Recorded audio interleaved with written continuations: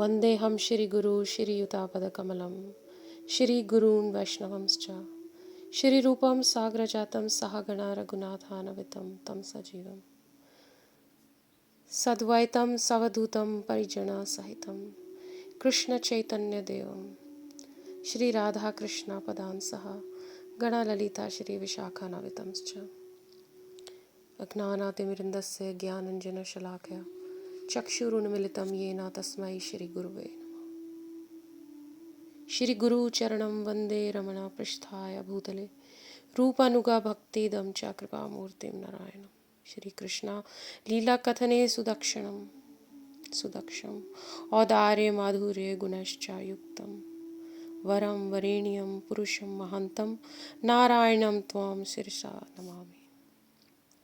नमां विष्णुपदाय कृष्णप्रस्थाय भूतले श्रीमती भक्तिवेदांता स्वामिनिति नामिने नित्यानंद नमस्तुभ्यं प्रेमानंद प्रदायने कलौ कलशानाशाय जानवापते नमः। श्री चैतन्य मनोभीष्टं स्थापितं येन भूतले स्वयं रूपा कदा मह्यं ददाति स्वापदान्तिकम्। हे कृष्णा करुणा सिंधु दीनबंधु जगतपते गोपेशा गोपिका कांता राधा कांता नमस्तुते। तप्त कंचन गौरंगी राधे वृंदावनेश्वरी वृषभानुसुते देवी प्रणमामि हरिप्रिय।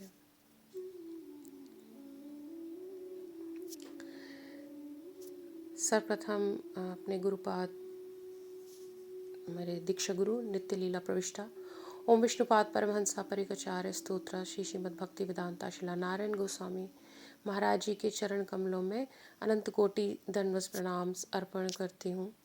तत्पश्चात अपने शिक्षा गुरु नित्य लीला प्रविष्टा ओम विष्णुपाद परमहंसा परिकचार्य स्तोत्र श्री श्रीमद् भक्ति वेदांता स्वामी प्रभुपाद जी के चरण कमलों में अनंत कोटि दंडवत प्रणाम अर्पण करती हूँ। और साथ ही साथ सभी वैष्णव साधु संत जिन्होंने मुझे भक्ति में प्रोत्साहन दिया उनके चरण कमलों में अनंत कोटि दंडवत प्रणाम अर्पण करती हूँ। आप सभी को हृदय से यथा योग्य प्रणाम। एकादशी को लेके बहुत सुंदर बहुत ही भव्य वर्णन किया गया है अन्य पुराणों में, जैसे कि विष्णु पुराण हो गया, नारदीय पुराण हो गया, तत्व सागर हो गया, ब्रह्मवैवर्त पुराण हो गया।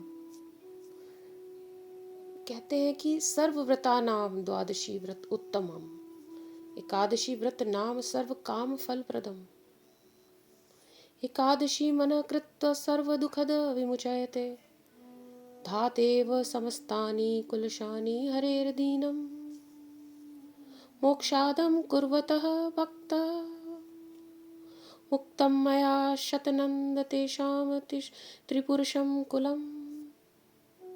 एकादशी सब व्रतों का राजा है। एकादशी सभी मनोकामनाएं पूर्ण करती है, सारे प्रकार के कष्टों से मुक्ति दिलाती है, सभी व्यक्तियों के पापों को नाश कर देती है, मुक्ति दे देती है, भगवान के पास वापस ले जाती है।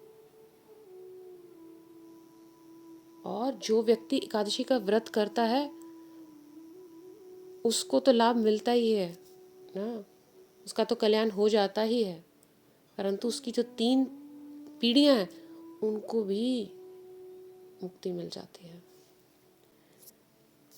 आपने एकादशी देवी की महिमा का वर्णन सुना अनेकों पुराणों से। कितनी श्रद्धा बढ़ती है जब हम ऐसे पुराणों से हमें सुनने को मिलता है, इतने सारे प्रमाण मिलते हैं कि कितनी शक्तिशाली है ये एकादशी देवी, एकादशी तिथि, एकादशी का उपवास। और जो कल आने वाली एकादशी है वह तो खासकर बहुत ही विशेष है, बहुत ही विशेष है। उसका क्या कारण है? उसका ये कारण है कि ये अधिक मास में एकादशी आ रही है, और अधिक मास अपने में एक बहुत स्पेशल मास है क्योंकि ये हर वर्ष नहीं आता है, ये केवल एक बारी 3 साल में आता है। क्योंकि ये एक बारी 3 साल में आता है तो जो उसमें आने वाली एकादशी हैं, जो एकादशी की तिथि है, वह भी एक बार ही 3 साल में आती है ना। तो इसीलिए ये बहुत ही विशेष एकादशी हो जाती है। अब ये मास एक बारी 3 साल में तो आता है, ये तो विशेषता है ही है। उसके साथ ही साथ भगवान कृष्ण ने अपने सारे गुण, शक्तियाँ, अपना सारा प्रेम इस मास में दे दिया है। इस मास को दान कर दिया है।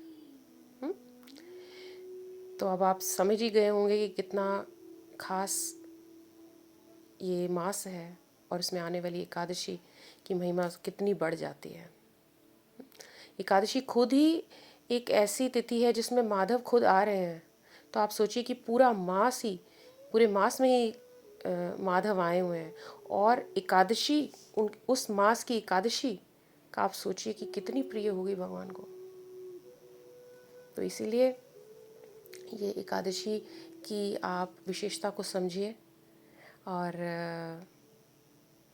इसका अच्छे से दृढ़तापूर्वक पालन कीजिए। और श्रीला सूत गोस्वामी जी हैं, वो भी इतने सारे ऋषि मुनियों की सभा में पद्मनी एकादशी के बारे में वर्णन करते हुए बता रहे हैं कि कैसे युधिष्ठिर महाराज श्री गोविंद से इस एकादशी की महिमा के बारे में प्रश्न कर रहे हैं ताकि सारे मनुष्य जन का कल्याण हो। तो अब हम चल पड़ते हैं युधिष्ठिर महाराज और श्री गोविंद की ओर। तो जब युधिष्ठिर महाराज कृष्ण से ये प्रश्न करते हैं कि आप इस एकादशी का नाम बताएं, इस कथा बताएं, इससे जुड़े हुए जो फल हैं आप बताएं, जो विधि है, विधान है, ये बताएं, तो भगवान कृष्ण बहुत खुश होते हैं। कहते हैं कि हे राजन, ये जो एकादशी है ये मुझे बहुत प्रिय है, और ख़ासकर ये एकादशी जो अधिक मास में आई है ये मुझे बहुत ही प्रिय है। तो मैं निश्चित रूप से तुम्हें बताऊंगा कि इसकी क्या महिमा है और इससे जुड़ी हुई क्या कथा है, ताकि सारे जन का कल्याण हो और सबका जो भविष्य है, जीवन है, वह सुधर जाए। तो अब भगवान कृष्ण युधिष्ठिर महाराज को बताते हैं कि ये जो एकादशी है इसका नाम है पद्मनी एकादशी।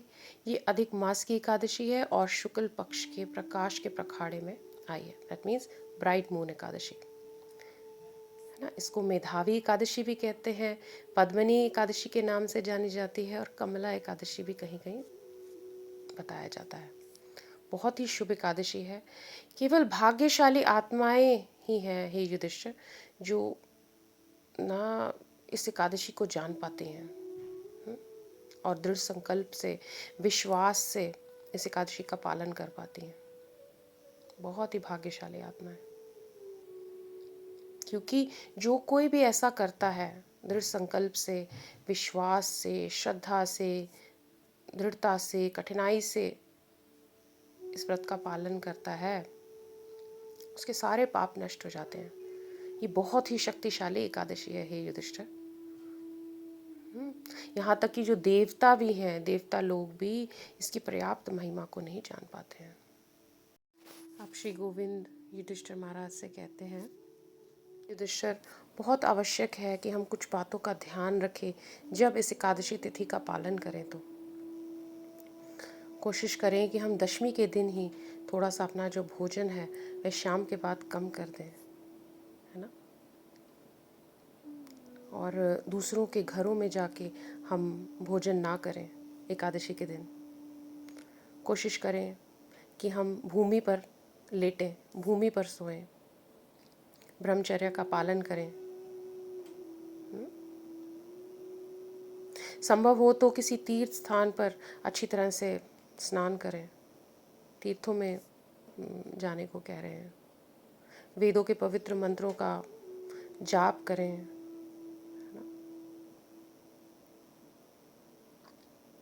गाय के गोबर से लेप करें। तो ये सारी बातें जो है कृष्ण युधिष्ठिर महाराज को बता रहे हैं। तो ये द्वापर युग की बात है। तो कलयुग में हो सकता है कि हम ये सब चीज़ें ना कर पाएँ, है ना, कि गाय के गोबर से हम हो सकता है ना लेप लगा पाएँ, आमल की फलों की पाउडर बना के उसका चूर्ण बना के उसके साथ हम ना स्नान कर पाएँ, ये सब ना इतने सारे पवित्र मंत्रों का जाप ना कर पाएँ, क्योंकि हम कलयुग में हैं। मगर ये सब भगवान कृष्ण युधिष्ठिर महाराज को बता रहे हैं।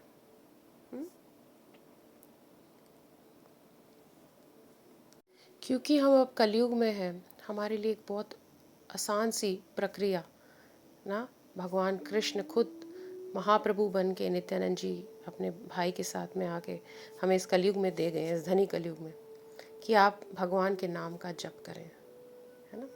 तो इतने सारे विधि विधान हम ना भी कर पाएँ, मगर अगर हम ब्रह्म मुहूर्त पे उठ रहे हैं एकादशी के दिन में, है ना, और ये ना शौच और ये सब से निवृत्त होकर, शुद्ध होकर अगर हम पूजा पाठ कर रहे हैं ना, भगवत गीता का अध्ययन कर रहे हैं ना, भगवान की अर्चना वंदनम कर रहे हैं, भोग लगा रहे हैं, तो बहुत अच्छा है, बहुत अच्छा है। देखिए ये सब क्रियाएं भक्त लोग तो करते ही हैं ऑन अ रेगुलर बेसिस। हो सकता है कि 4 बजे ना करते हो, 5 बजे ना करते हो, 6 बजे करते हो, 7 बजे करते हो, मगर करते ज़रूर हैं।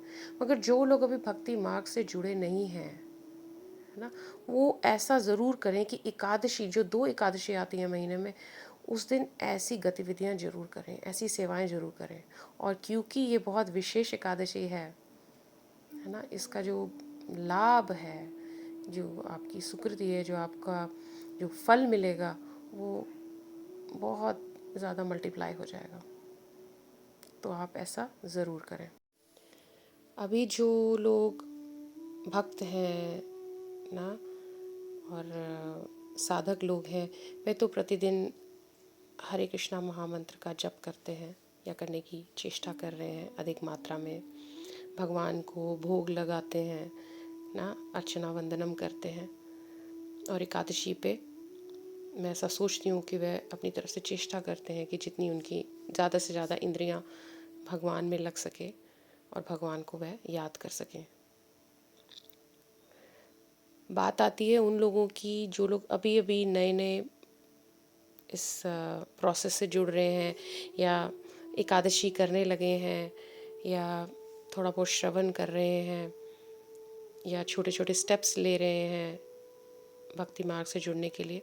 मेरा उनसे खासकर अनुरोध है कि वह जो शुक्ल पक्ष की एकादशी है, जो ये एकादशी आई है अधिक मास में, पुरुषोत्तम मास में, और जो अगली आने वाली है, उसमें खासकर वह अपनी पूरी they should give their best,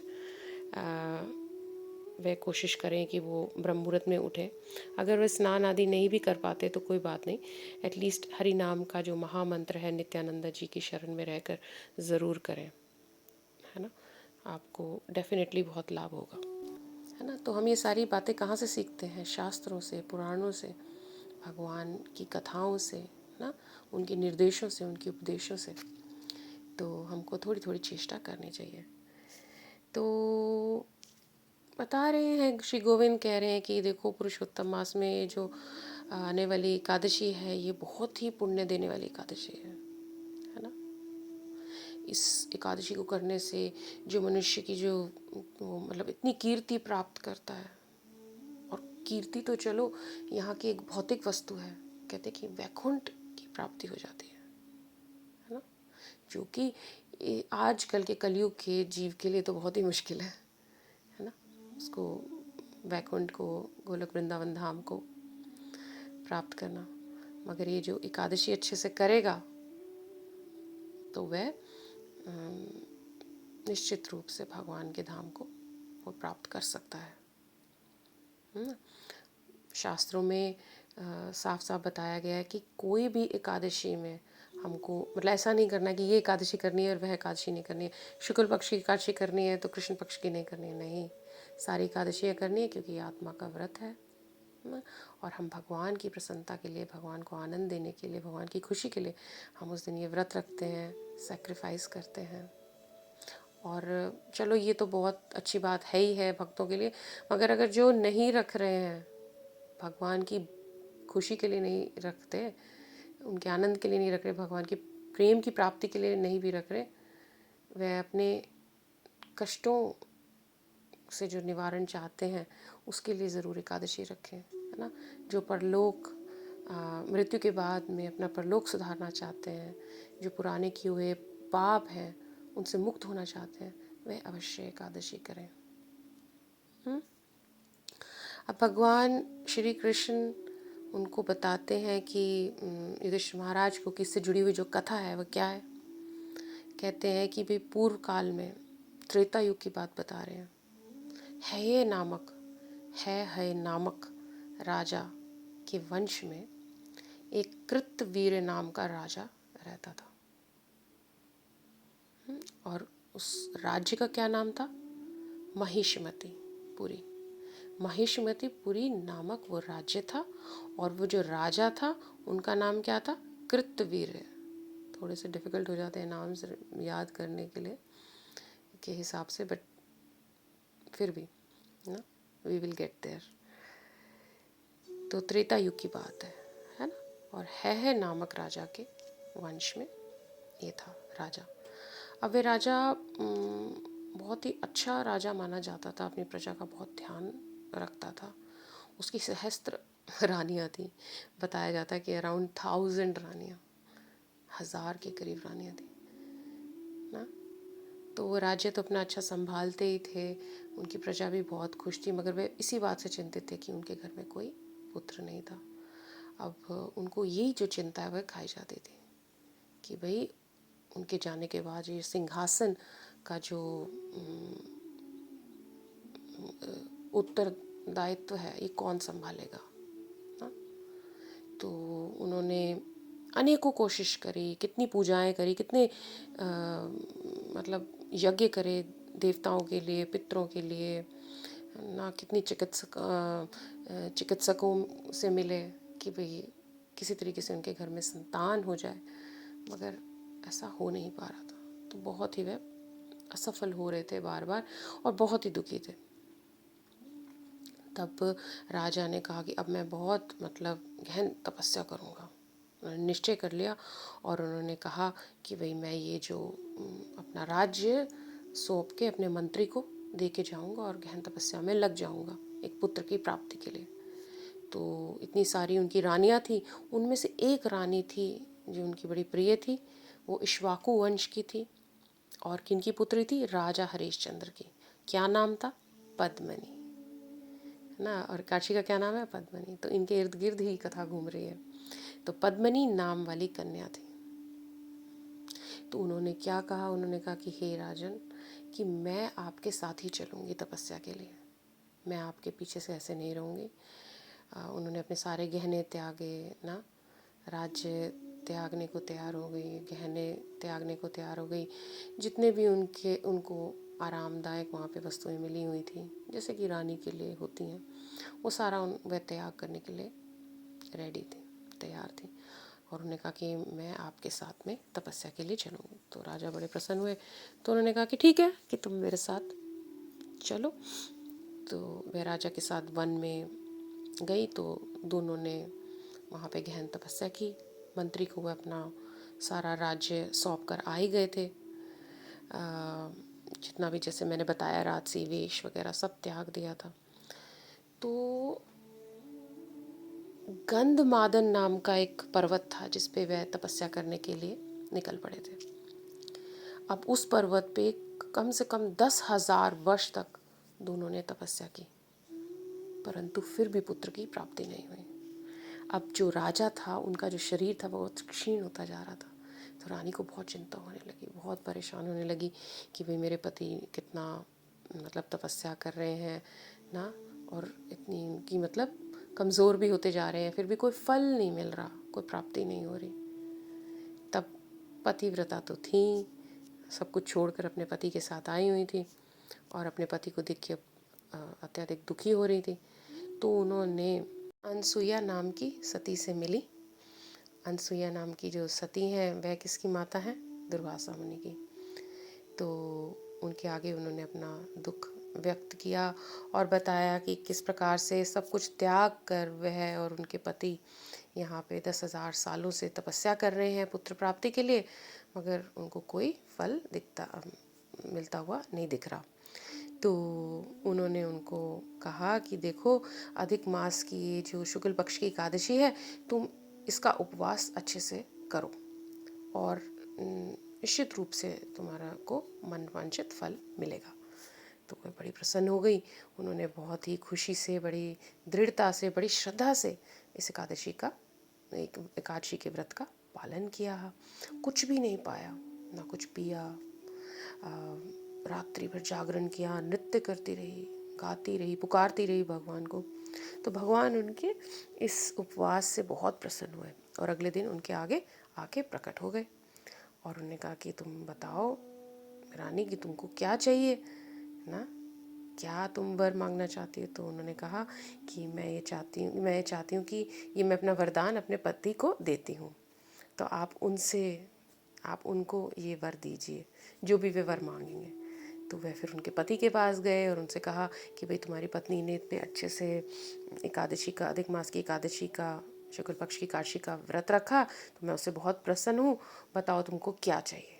तो उनके जो पति थे उन्होंने कहा कि भाई मुझे एक ऐसे पुत्र की प्राप्ति मैं करना चाहता हूँ कि जो तीनों लोकों में प्रशंसनीय हो, तीनों लोकों में उनको कोई नहीं हरा सके, इतना शक्तिशाली, इतना बलवान हो कि उनका वध कोई ना कर सके आपके अलावा।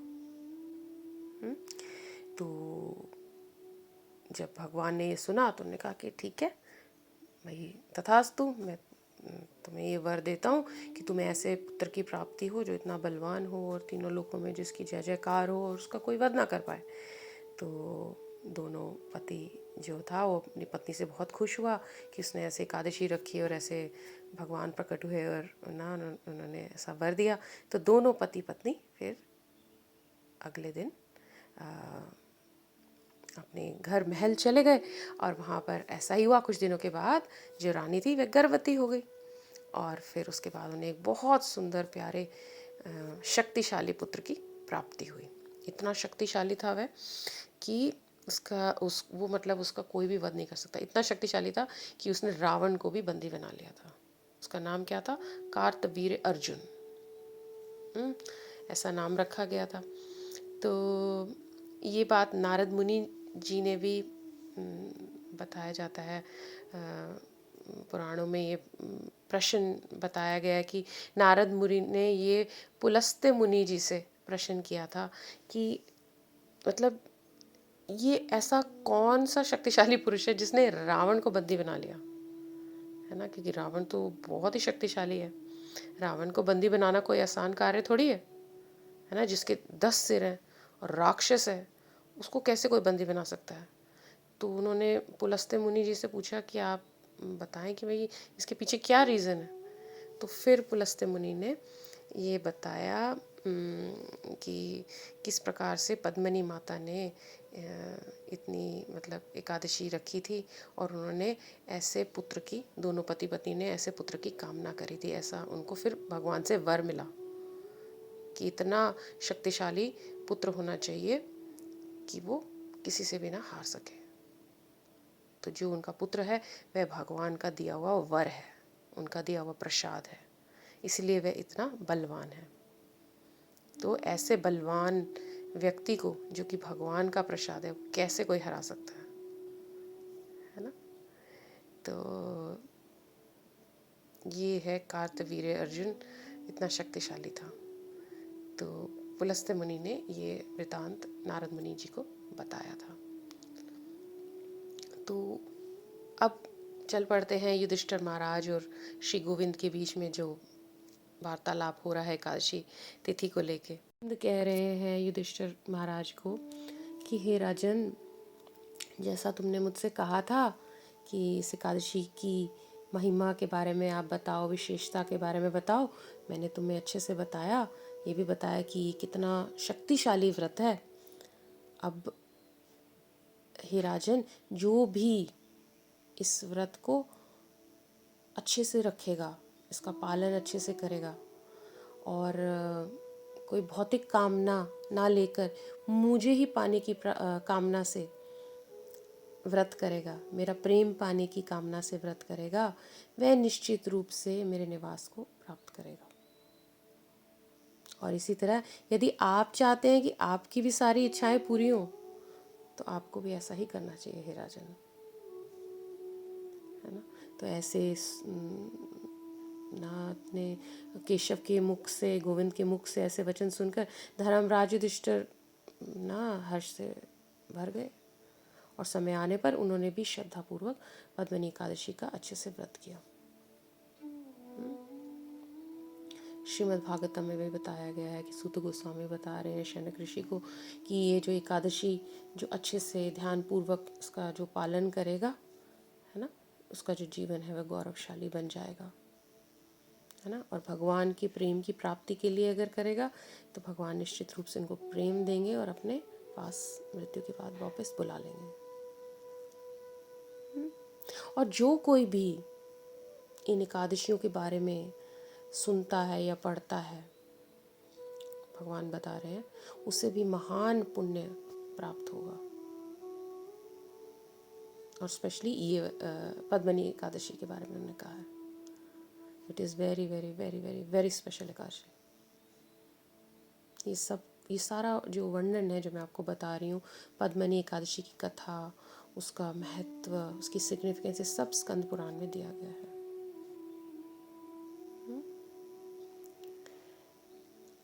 इसमें इसके अलावा जो कुछ भौतिक जो इसके फल हैं वो ऐसे भी बताए गए हैं कि जो कोई रात्रि में जागेगा, अगर कोई पहली पार्ट ऑफ द रात्रि जागता है तो उसको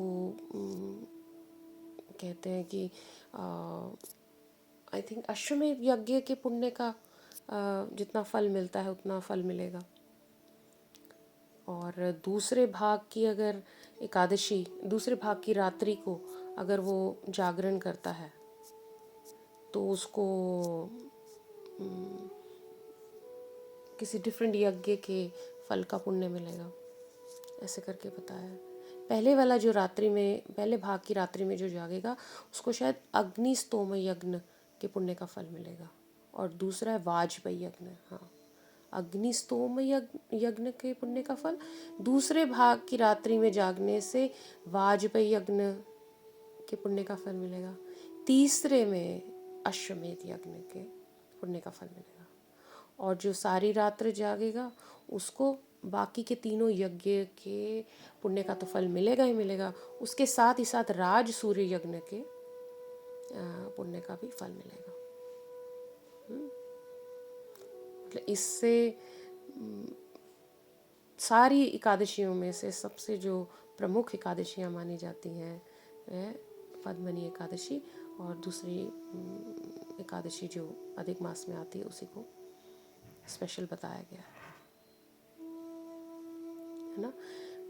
हालांकि जो भक्त है वह इन सब पुण्य के पीछे नहीं भाग रहा है ना, वो तो अपने अपने प्रभु को खुश करने के लिए ये सारे यत्न कर रहा है।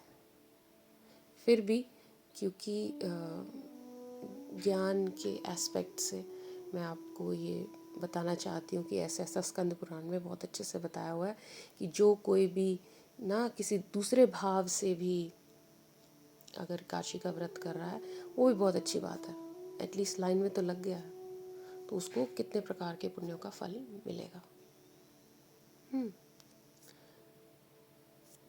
तो हमको इस एकादशी को दृढ़तापूर्वक से पालन करना है, कोशिश करनी है कि निर्जल करें, नहीं हो सकता तो जलाहार पे रहें, या बहुत ना कम मात्रा में हम जो भी प्रसाद ग्रहण करना चाहते हैं वह करें, और भगवान के निकट वास करें, भगवान के विषयों में अपनी जो इंद्रियां हैं उनको लगाएं, है ना।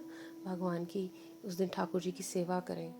जो भक्त लोग हैं वे तो प्रतिदिन करते ही हैं, और एकादशी के दिन में और अधिक मात्रा में करेंगे क्योंकि वह भगवान को रिझाने में लगे हुए हैं। मगर जो लोग अभी भक्ति मार्ग से नहीं जुड़े हैं, प्रतिदिन ऐसी कोई गतिविधियां नहीं करते हैं, ऐसी सेवाएं नहीं करते हैं, वह खासकर एकादशी के दिन पे ज़रूर करें, और वो भी अधिक मास की एकादशी में ना मंदिर को सजाएं, धूप दिया दिखाएं, और सबसे ज़्यादा बड़ी बात भोग लगाएं तुलसी पत्र रख के, और उससे भी ज़्यादा बड़ी बात भगवान का नाम जपें। कैसे? नित्यानंद जी की शरण में रह के नित्यानंदा नित्यानंदा नित्यानंदा गौर हरि, है ना। आधा आधा एक एक घंटा आप ऐसे पुकारें, उनकी शरण में रह के फिर माला पे 108 की माला पे, नीम की माला पे, और जो लोग प्योर वेजिटेरियन है वह तुलसी की माला पे हरे कृष्णा महामंत्र का नाम जपें, भगवान के रूप का ध्यान करते हुए, भगवान की लीलाओं का स्मरण करते हुए। ऐसा ज़रूर करें। कुछ भगवत गीता के श्लोक पढ़े। मैंने बताया था पुरुषोत्तम मास में खासकर पुरुषोत्तम योग पे जो चैप्टर है, 15वां चैप्टर, 15वां अध्याय है श्रीमद् भगवत गीता का, वह ज़रूर पढ़ें इस महीने में। पुरुषोत्तम मास में ऐसा ज़रूर करें। ऐसा करने से आपको लाभ ही लाभ है, क्योंकि ये जो महीना है ये आपको अवसर दे रहा है अपनी सुकृति बढ़ाने का, अपनी भक्ति बढ़ाने का ना। आप सेवा तो उतनी ही करेंगे मगर आपको उसका जो फल है बहुत अधिक मात्रा में मिलेगा, जैसे कि हमें एकादशी पे मिलता है। और ये तो हम पूरे मास की बात करें, पूरा पुरुषोत्तम मास, एक एक दिन इतना ज़्यादा लाभदायक है। और उसमें भी उसकी एकादशी, पुरुषोत्तम मास की एकादशी में आप देखिए कितना आपको फल मिलेगा, है ना। तो हमको एक तो जागरण करने की कोशिश करनी है, कम उस दिन खाना पीना कम करना है, एकादशी फूड्स भी, है ना। जो निषेध है वो तो निषेध है ही है, मगर उनमें से भी जो चॉइसेस हैं उनको हमें कम करनी है, मिनिमम, बेयर मिनिमम रखना है। भगवान का नाम जपना है नित्यानंद गौरंगा महाप्रभु की शरण में, और भगवत गीता, श्रीमद् भागवतम, इन सब का अध्ययन करना है। चैतन्य भागवत, चैतन्य चरितमृत, कुछ एक वर्स ले लीजिए, एक श्लोक, उसको सारा दिन दोहराते रहिए अपने दिमाग में, कोई और विचार ना आप लाएं। सारी इंद्रियों को हमें भगवान के विषय में लगा के रखना है। उसका सबसे अच्छा तरीका है कि या तो हम उस दिन अच्छे से पढ़ें, कोई शास्त्र उठा के, जो कि मैंने अभी बताया, या कुछ श्रवण करें और उसी के ऊपर ध्यान करें, और फिर जब हम माला करें तो वो बहुत ही ज़्यादा क्वालिटी माला होगी, है ना। हरि नाम की जो हम माला करेंगे, जो माला मतलब जब हम भगवान को पुकारेंगे तो वो दिल से पुकार निकलेगी, क्योंकि अभी हमने उनके बारे में सुना ना, अनलेस हम बहुत दुखी हो तो वो तो दिल से आएगी ही पुकार, है ना। तो हमको अपनी सारी सेंसेस को, जो 11 इंद्रियां हैं, उनको एंगेज करके रखना है, ठीक है। तो मैं इसी के साथ आशा करती हूँ कि आप पद्मनी एकादशी को बहुत श्रद्धापूर्वक करेंगे, है ना, भगवान को प्रसन्न करने के लिए, है ना। To make the best of Purushottam Maas Ekadashi tithi, you must do this, है ना। बहुत ही कम लोग होते हैं जिनको ये ज्ञान मिल रहा है, तो आप इस सौभाग्य को ऐसे जाने ना दें, बल्कि दूसरों को भी आप पहले से बता के रखें कि अधिक मास की जो एकादशी है उसको करने से उनको कितना फल मिलेगा, अच्छा फल मिलेगा ना। ये सबसे बड़ा कंपैशन है अपने प्रति। एकादशी अगर आप रख रहे हैं अपने प्रति, ये बहुत बड़ी दैन्यता कर रहे हैं, और अगर आपने दूसरों के प्रति ये दैन्यता करनी है तो दूसरों को ये आप ना ये परोपकार कर सकते हैं, भगवान के करीब ले जाके, उनका परलोक सुधार के, उनको नरकों से बचा के, उनको दुख से, उनके दुख के का नष्ट करवा के। कैसे? एकादशी का ज्ञान देके, पुरुषोत्तम मास की एकादशी का ज्ञान देके खासकर। और इसी के साथ मैं एकादशी कथा को विराम देती हूँ, और आप सबसे आशा करती हूँ कि आप अच्छे से इस कथा का श्रवण करेंगे, है ना, मनन करेंगे, और अच्छे से एकादशी व्रत का पालन करेंगे, और दूसरों तक भी ये मैसेज एकादशी तिथि से पहले ही पहुंचा देंगे, ताकि वह लोग भी प्रेरित होके, प्रेरणा लेके एकादशी के व्रत का पालन कर सकें, और अगर वे पालन ना भी करवाएं एटलीस्ट श्रवण कर लें।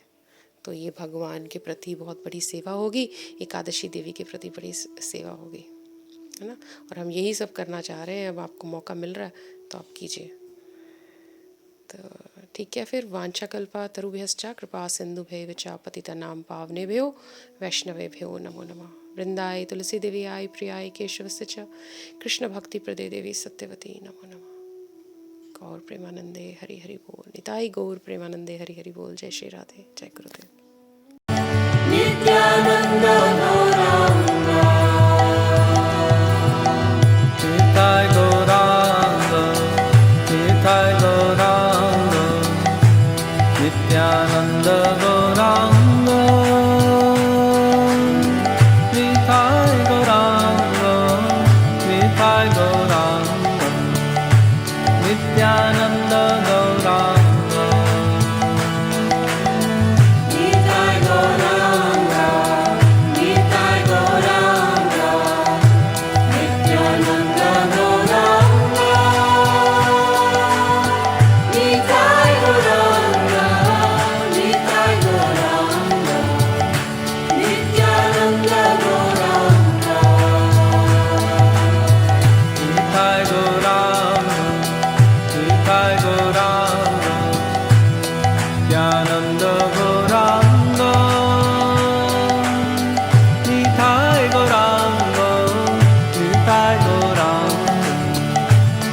नित्यानंद गौरांग निताय गौरांग निताय गौरांग नित्यानंद गौरांग